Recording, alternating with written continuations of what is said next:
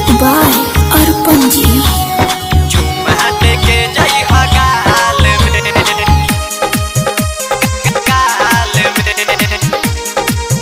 Mix by rhythm studio Daraunda.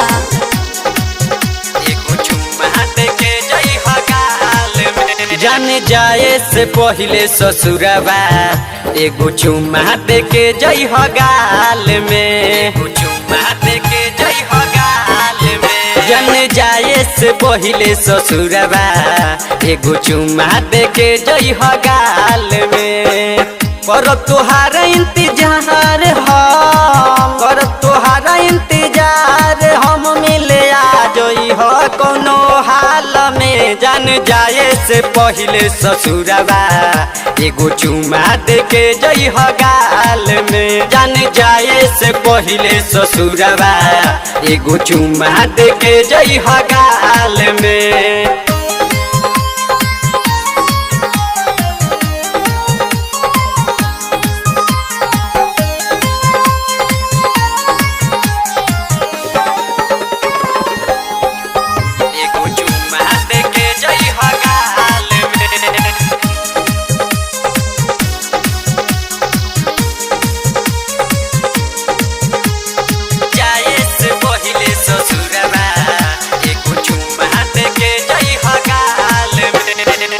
के तू जई हो निशानी हो प्यारे के अपना रानी हो।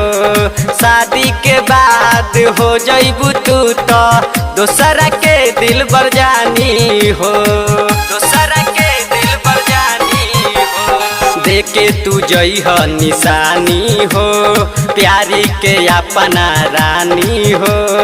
शादी के बाद हो जईबू तू तो दोसरा के दिल बर जानी हो।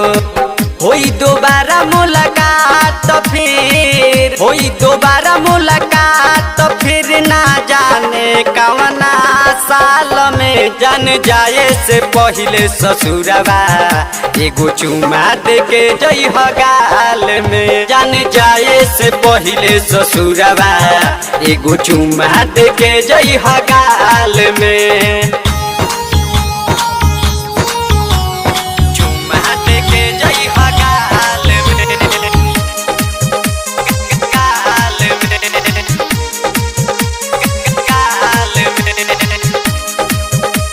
Mix by rhythm studio Daraunda.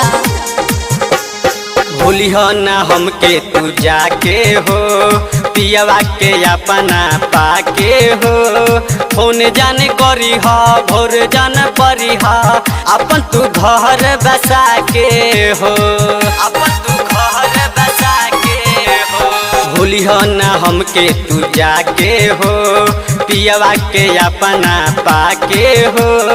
Phone जाने करी हो भोर जान परी हो अपन तू घर बसा के हो। राहुल जय कहे, राहुल जय कहे हरदम रह तू खुशहाल में। जान जाए से पहले ससुरबा एगो चुम्मा दे के जई हो गाल में। जान जाए से पहले ससुरबा एगो चुम्मा दे के जई हो गाल में।